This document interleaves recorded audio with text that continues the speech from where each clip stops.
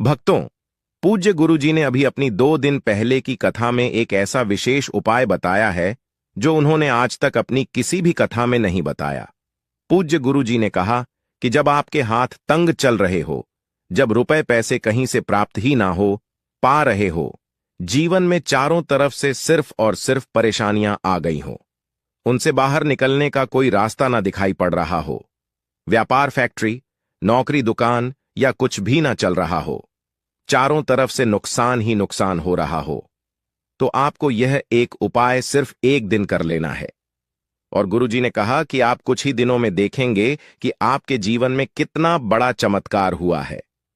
धन प्राप्ति के नए नए मार्ग बन जाते हैं, जीवन की सारी बाधाएं समाप्त हो जाती हैं और आपको सुख समृद्धि की प्राप्ति होती है। तो चलिए जानते हैं इस विशेष उपाय के बारे में।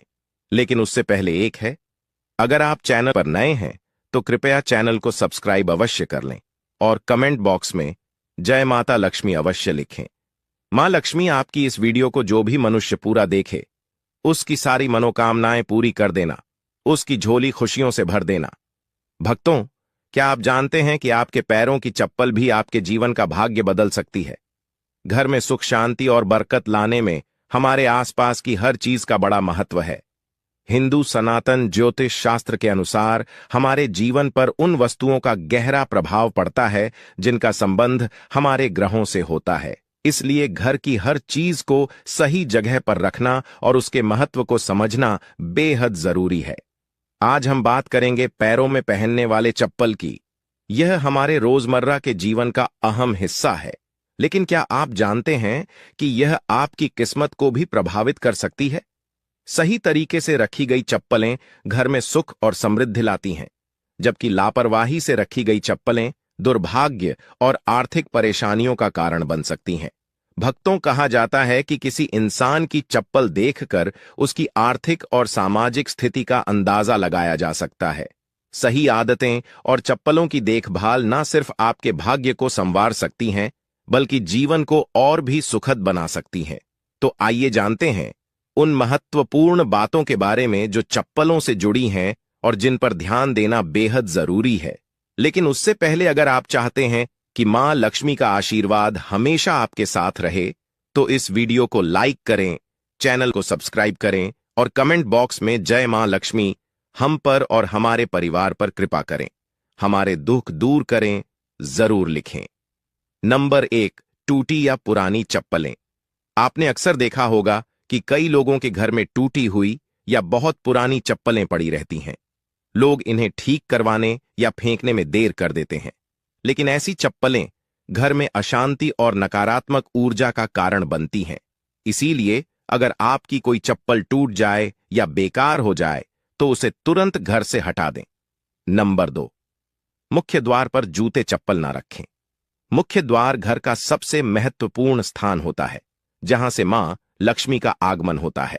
अगर यहां जूतों और चप्पलों का ढेर लगा रहेगा या गंदगी होगी तो यह मां लक्ष्मी को नाराज कर सकता है। ऐसा होने से घर में आर्थिक तंगी और कष्टों का सामना करना पड़ सकता है। नंबर 3, ईशान कोण में चप्पलें ना रखें।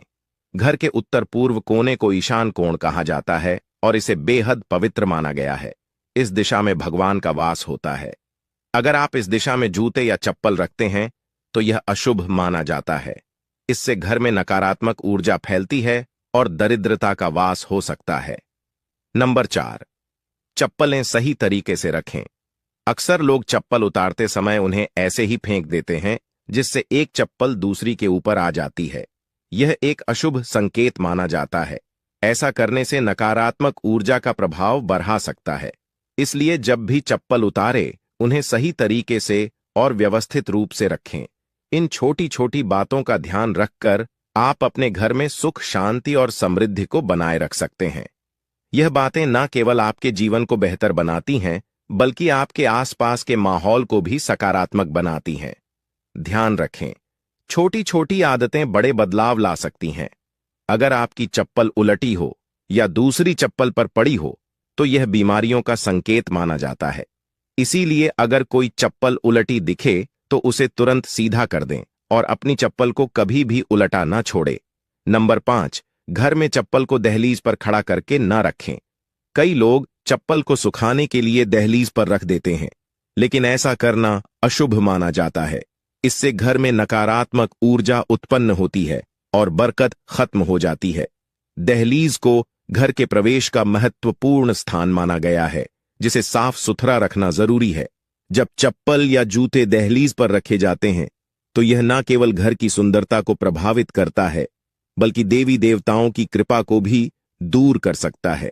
नकारात्मक ऊर्जा का असर हमारे मानसिक स्वास्थ्य और परिवार के सदस्यों के संबंधों पर भी पड़ सकता है। नंबर 6, जूते चप्पल पहनकर कभी भोजन न करें। माता अन्नपूर्णा इससे नाराज हो जाती हैं और दुर्भाग्य पीछा नहीं छोड़ता। इसी तरह घर की रसोई में भी जूते चप्पल पहनकर ना जाएं। यह बहुत अशुभ माना जाता है और इससे ग्रहों पर बुरा असर पड़ सकता है, जिससे जीवन में कठिनाइयां बढ़ सकती हैं। नंबर 7, घर के दरवाजे पर चप्पल उतारने से बचे। किसी को भी उपहार में जूते चप्पल ना दें। पुराने टूटे या घिसे हुए जूते चप्पल पहनना भी अशुभ माना जाता है। यह दुर्भाग्य को निमंत्रण देता है। अपने जूते चप्पलों को हमेशा साफ रखें और नियमित रूप से धोकर पहनें। घर में जूते चप्पल इधर उधर बिखरे ना रखें। जिस घर में चप्पल बिखरी रहती है वहां शनिदेव का अशुभ प्रभाव पड़ता है।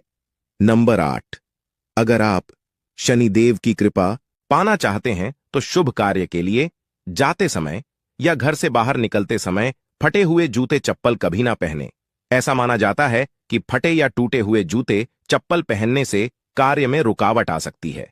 शनिदेव को फटे हुए जूते चप्पल अप्रिय लगते हैं, जिससे उनकी नाराजगी हो सकती है। इसलिए शुभ अवसरों पर हमेशा अच्छे और सही जूते चप्पल पहनने की सलाह दी जाती है। यदि संभव हो तो नए या अच्छी स्थिति में जूते चप्पल पहनें, ताकि आपकी यात्रा सफल और शुभ हो। इसके अलावा अगर आप किसी विशेष स्थान पर जा रहे हैं जहां अच्छे कपड़े पहनने की जरूरत है, तो जूते चप्पल भी आपके पहनावे का एक महत्वपूर्ण हिस्सा है।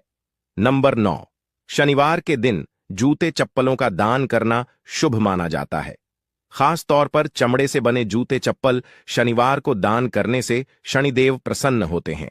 ऐसा माना जाता है कि यह दान इंसान की आर्थिक स्थिति सुधार है और जीवन की बाधाओं को दूर करता है।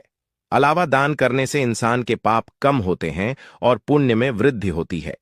यह न केवल मानसिक शांति देता है, बल्कि संतोष और आत्मिक प्रसन्नता भी प्रदान करता है। नंबर 10, घर में फटे पुराने जूते चप्पल रखने से बचे। पुराने और अनुपयोगी जूते चप्पल घर में रखने से नकारात्मक ऊर्जा फैलती है। इसका असर यह होता है कि घर में कोई ना कोई बीमार रहता है और गरीबी का वास बना रहता है। इसके साथ ही यह घर में वास्तु दोष भी उत्पन्न करता है।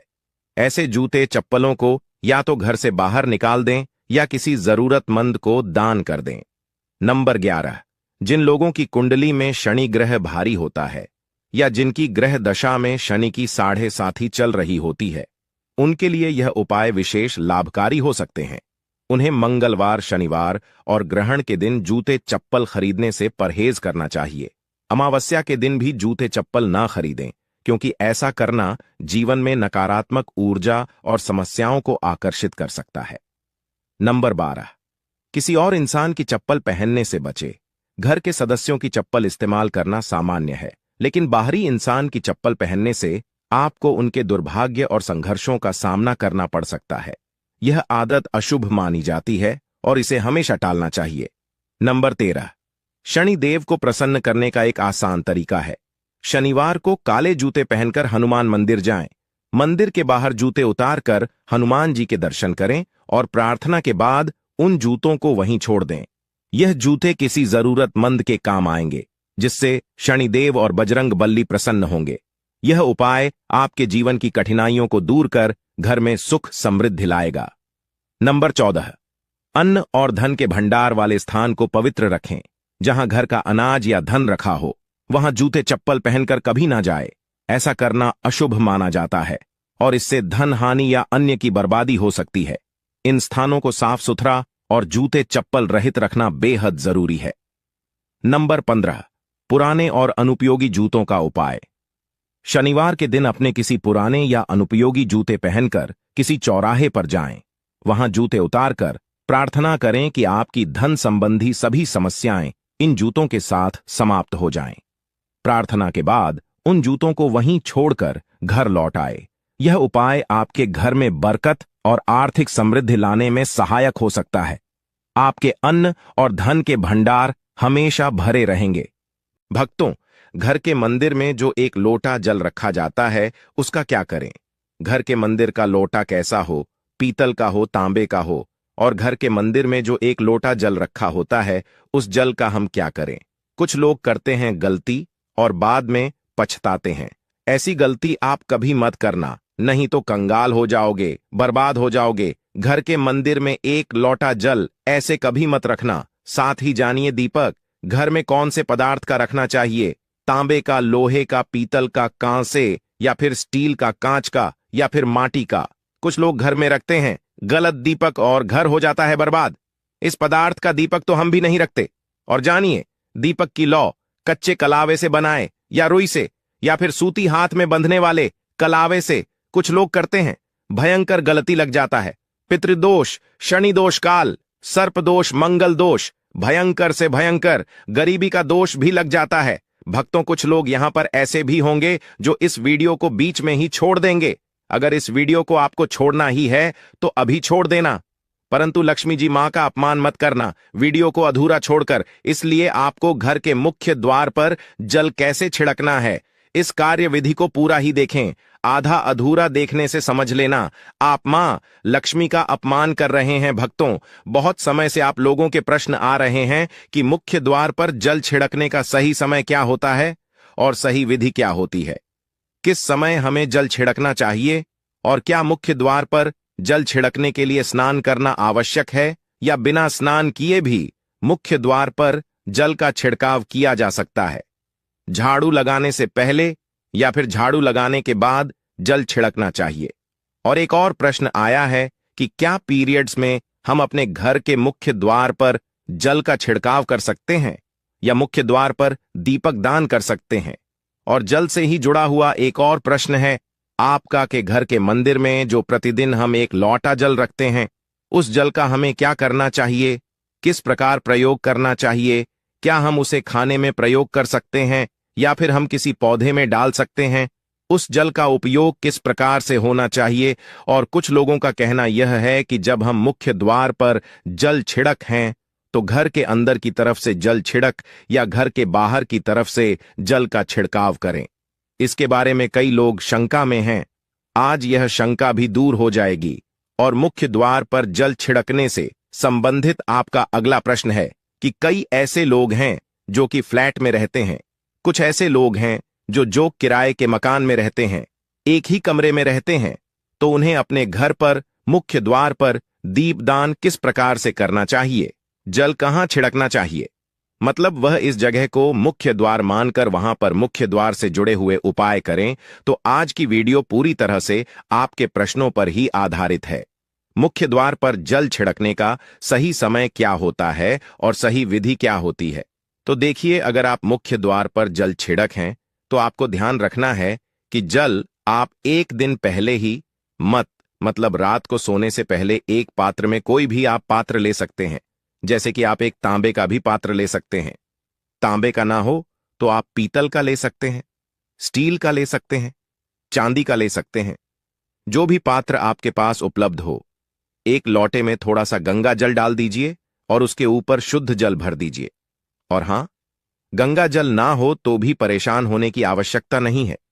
सिर्फ शुद्ध जल से भी आप पात्र को भर सकते हैं और उस जल से भरे पात्र को अपने घर की रसोई में रख दीजिए।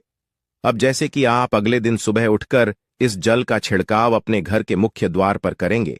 अब बहुत से भक्तों के प्रश्न आए हैं कि क्या हम स्नान से पहले यह जल छिड़क सकते हैं या फिर स्नान करना आवश्यक है। देखिए, मुख्य द्वार पर जो सुबह सबसे पहले जल छिड़का जाता है, जैसे कि जो रसोई में रखा हुआ जल होता है, यह एक तरीके से उपाय के तौर पर किया जाता है। भक्तों, घर में किसी भी प्रकार की परेशानी हो, किसी भी प्रकार के दुख दर्द रहता हो, गरीबी हो या फिर कलह क्लेश बहुत अधिक रहता है, मतलब किसी भी प्रकार की नकारात्मक ऊर्जा से आप परेशान हैं, बहुत समय से परेशानियों में ही गिरे हुए हैं, तो ऐसे में घर की रसोई में रखा जाता है और यही जल घर के मुख्य द्वार पर सुबह उठकर छिड़का जाता है। इस जल के छिड़काव से आपके घर की कोई भी परेशानी हो बहुत शीघ्र समाप्त हो जाती है। इस उपाय को करने से आपके घर में सुख समृद्धि भी आती है, कला क्लेश से भी मुक्ति मिलती है, बीमारियों से भी मुक्ति मिलती है। मतलब देखिए, किसी भी प्रकार की मानसिक परेशानी हो, शारीरिक परेशानी हो, आर्थिक तंगी हो, या आपके घर में कोई वास्तु दोष हो, किसी भी प्रकार का ग्रह दोष हो, जैसे कि कई बार ऐसा होता है कि कई लोगों के ऊपर कई प्रकार के बुरे ग्रह दोषों का प्रभाव होता है, जिसकी वजह से घर में परेशानियां हमेशा बनी रहती हैं। तो गृह दोषों के प्रभाव से भी आपको मुक्ति मिलती है। वास्तु दोष और पितृदोष भी समाप्त होता है। इसके साथ ही जैसे कि बहुत से लोगों के प्रश्न होते हैं कि उनके ऊपर किसी ने कुछ कर करा दिया है, उनके परिवार में किसी भी प्रकार की पहले कोई परेशानी नहीं थी, लेकिन अब भी कुछ समय से परेशानियां लगातार आती ही जा रही हैं और कोई रास्ता नहीं मिल रहा है। परेशानी से निकालने का तो किसी के भी किए कराए तंत्र मंत्र का प्रभाव हो, किसी की बुरी नजर का प्रभाव हो, तो भी आपके इस उपाय से, मतलब इस एक लोटा जल से, आपकी परेशानी स्वतः ही कुछ दिनों में समाप्त हो जाती है। तो यह घर की सभी परेशानियों से मुक्ति पाने का रामबाण और सबसे सरल, सबसे आसान उपाय होता है, जो हमारे सनातन शास्त्रों में वर्णित है। तो आप अपने घर की रसोई में एक लोटा जल रखें, रात में भरकर और प्रातःकाल जल्दी उठकर उसी जल से अपने घर के मुख्य द्वार को धोते हैं तो कोई समस्या नहीं है, लेकिन इस जल का छिड़काव घर के मुख्य द्वार पर सूर्योदय होने से पहले हो जाना चाहिए। अब भक्तों, जैसे आपका अगला प्रश्न है कि क्या हमें स्नान करके इस जल का छिड़काव अपने घर के मुख्य द्वार पर करना चाहिए या फिर बिना स्नान किए भी कर सकते हैं? देखिए, ये जो हम जल छिड़क हैं, मतलब ये एक उपाय होता है, तो इसे हम स्नान करने के बाद नहीं करते हैं। सुबह जल्दी उठते हैं और उठकर सबसे पहले घर की रसोई में जाएंगे, उसके बाद उस जल को लेकर आप घर के मुख्य द्वार पर जाएंगे। मुख्य द्वार खोलकर, मतलब मेन गेट खोल दीजिए और उसके बाद मुख्य द्वार पर इसी जल का छिड़काव कर दीजिए। और जल का छिड़काव करते समय अपने पितरों का ध्यान कीजिए, मां लक्ष्मी का ध्यान कीजिए, क्योंकि कहा जाता है कि सुबह सुबह मां लक्ष्मी प्रत्येक द्वार पर आती है, सबके द्वार पर आती है, जिनके भी द्वार खुले होते हैं, जिनके घर में जल का छिड़काव मुख्य द्वार पर हुआ रहता है, उसके घर में प्रवेश कर जाती है। तो महालक्ष्मी का अपने मन में ध्यान कीजिए और एक तरह से प्रार्थना कीजिए, हे मां लक्ष्मी, आप मेरे घर में प्रवेश करें, मैं आपका स्वागत करने के लिए तैयार हूं। और इसके बाद अपने पितरों का ध्यान कीजिए, क्योंकि हमारे घर की दहलीज होती है, वहीं पर पितरों का वास माना जाता है। तो जब आप दहलीज पर जल के छींटे देते हैं तो आपके पितृ बहुत प्रसन्न हो जाते हैं और उनका आशीर्वाद भी आपको प्राप्त होता है। तो सुबह जो आप जल छिड़के, इसके लिए स्नान करने की आवश्यकता नहीं है, बिना स्नान किए भी कर सकते हैं। भक्तों, वीडियो में आगे बढ़ने से पहले आपसे छोटा सा निवेदन है कि कमेंट बॉक्स में जय मां लक्ष्मी अवश्य लिखें। महालक्ष्मी जी, जो भी भक्त इस वीडियो को देख रहा है, उसके घर में सुख समृद्धि आए, उसके घर में कोई भी परेशानी नहीं आए और पूरा परिवार सुख शांति से अपना जीवन यापन करें। भक्तों, अगर तुम में से कोई महालक्ष्मी जी को मानता है, तो अगर सच में ही भक्त हैं, आप इस वीडियो को लाइक कर कमेंट बॉक्स में एक बार जय मां लक्ष्मी लिख देना और उसके मन में जो भी मनोकामना है वह पूरी कर देना। अब भक्तों, आपका अगला प्रश्न है कि क्या झाड़ू लगाने के बाद हमें जल का छिड़काव करना चाहिए या फिर झाड़ू लगाने से पहले भी जल का छिड़काव कर सकते हैं? तो देखिए, जैसे मैंने आपको पहले ही बताया था कि उठने के बाद सबसे पहला कार्य जो आपको करना है वह जल का छिड़काव ही करना है। उसके बाद आप झाड़ू लगा सकते हैं। लेकिन एक चीज का ध्यान रखिए, जब हम सोकर उठते हैं तो सबसे पहले बिस्तर पर बैठे हुए ही अपने दोनों हथेलियों को जोड़कर और दोनों हथेलियों को सामने से जोड़कर पूरी हथेली को देखा जाता है। उसमें मां लक्ष्मी का ध्यान किया जाता है। उसके साथ ही 5 देवताओं का ध्यान किया जाता है। 5 देवता कौन कौन से होते हैं? मां दुर्गा, भगवान शिव, भगवान श्री हरि विष्णु, गणपति गजानन और भगवान सूर्य देवता। 5 देवताओं का ध्यान हम अपने हाथों में ही करते हैं, हथेलियों में ही करते हैं। कराग्रे वस्ते, लक्ष्मी का मध्य, सरस्वती, कर मूल्यत ब्रह्मा प्रभाते कर दर्शम भक्तों। इस मंत्र का उच्चारण आप चाहे तो कर सकते हैं, नहीं करते हैं तो भी कोई बात नहीं। अपने इष्ट देव देवता का और 5 देवताओं का ध्यान अपनी हथेलियों में कर लीजिए। उसके बाद दोनों हाथ जोड़कर सभी देवी देवताओं को प्रणाम किया जाता है और उसके बाद अपने हाथ से पृथ्वी का स्पर्श करते हैं, धरती को छूकर प्रणाम करते हैं 2 बार या 3 बार, और उसके बाद अपना दाहिना पांव पृथ्वी पर रखते हैं, भक्तों धरती पर रखते हैं। उसके बाद ही बाकी के जो सभी कार्य होंगे वह उसके बाद ही किए जाएंगे। जल का छिड़काव आप उसके बाद ही करेंगे। मतलब सुबह उठने के बाद सबसे पहले हथेलियों के दर्शन, फिर को प्रणाम कीजिए, फिर धरती पर पैर रखें और उसके बाद रसोई में जाकर आपको जल लेना है और घर का मुख्य द्वार खोलकर मुख्य द्वार पर जल का छिड़काव करना है। मां लक्ष्मी का और अपने पितरों का ध्यान करना है। उसके बाद आप अपने घर में आ जाएंगे और उसके बाद जो भी आपकी रूटीन वर्क होते हैं, मतलब झाड़ू लगाएंगे या फिर आप स्नान करेंगे, ये सभी कार्य उसके बाद किए जाएंगे। और अब जैसे कि कई लोगों के प्रश्न आते हैं कि जब हम जल का छिड़काव करते हैं, क्या उसी समय हम घर के मुख्य द्वार पर झाड़ू लगाकर और पानी डालकर क्या हम मुख्य द्वार की अच्छे से सफाई कर सकते हैं? जी हां, बिल्कुल कर सकते हैं। पहले आप जो रसोई में रखा हुआ जल है उस जल का छिड़काव कर दीजिए। उसके बाद और भी पानी डालकर, मतलब अगर आपके पास जल और उपलब्ध है तो और जल लेकर और घर के मुख्य द्वार की अच्छी तरह से झाड़ू से या कैसे भी सफाई कर सकते हैं। और कई लोगों के प्रश्न आए हैं कि हम किसी फ्लैट में रहते हैं या फिर किसी ऐसे कमरे में रहते हैं, किराए के कमरे में, कि हमारे पास एक ही कमरा है, तो हम जल का छिड़काव या फिर दीपक दान कहां पर करें, किससे हम अपना मुख्य द्वार माने। देखिए, जो आपका अपना कमरा है या फिर जो फ्लैट है आपका, जहां पर आपका नेम प्लेट लगा हुआ है, आप उसी स्थान पर दीपक दान करेंगे और उसी स्थान पर आपको जल का छिड़काव करना है। मतलब जहां पर अगर एक ही कमरे का मकान है तो आपके कमरे का दरवाजा है, वहीं पर आपको थोड़ा सा जल छिड़क है और वहीं पर आप दीपक दान भी करेंगे। जो कि मुख्य द्वार से जुड़े हुए उपाय होते हैं वह आप अपने घर के, मतलब जो अपना कमरा है उसके बिल्कुल दरवाजे के पास ही करेंगे। और आपका अगला प्रश्न है कि क्या पीरियड में हम अपने घर के मुख्य द्वार पर जल का छिड़काव कर सकते हैं, दीपक दान कर सकते हैं? देखिए, जल का छिड़काव करने के लिए पीरियड हो या ना हो उससे कोई फर्क नहीं पड़ता, जल का छिड़काव कर सकते हैं। रही बात दीपक दान की, तो दीपक दान देखी कार्मिक पूजा में आ जाता है और कार्मिक पूजा हम बिना शुद्ध हुए नहीं कर सकते हैं। मतलब पीरियड समाप्त होने के बाद ही आप कर सकते हैं भक्तों। बाकी जल का छिड़काव आप कभी भी कर सकते हैं, पीरियड्स में भी कर सकते हैं, कोई समस्या नहीं है।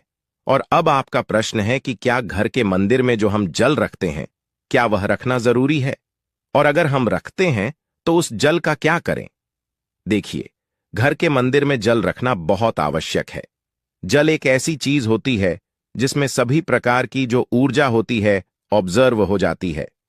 तो जो हम पूजा पाठ करते हैं, मंत्रों का जप करते हैं या वहां पर प्रार्थना करते हैं, जो भी हमारे अपने मन की कामना भी कहते हैं भगवान से, तो सभी चीजें उस जल में समाहित हो जाती हैं। इसलिए पूजा करने से पहले घर के मंदिर में एक लोटा जल रखा जाता है और उसके बाद दीपदान, मतलब एक दीपक प्रज्वलित कर दिया जाता है। यह अग्नि और जल का एक तरह से बैलेंस भी हो जाता है।